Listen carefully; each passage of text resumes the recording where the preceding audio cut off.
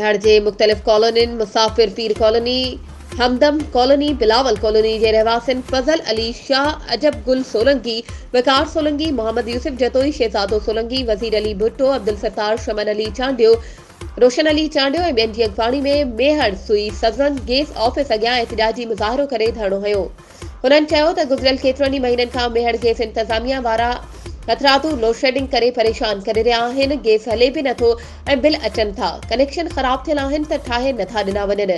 चयो वञे थो त अव्हां पैसा ॾियो त पाइप खणी अचूं, पोइ ख़राब थियल कनेक्शन ठाहींदासीं। असां ऑफिस जा चकर काटे काटे थकिजी पिया आहियूं, पर हिन वक़्तु मजबूर थी असां गैस ऑफिस अॻियां धरणो हयो आहे त मेहर गैस ऑफिस वारनि गेट खे ताला हणी छॾिया आहिनि।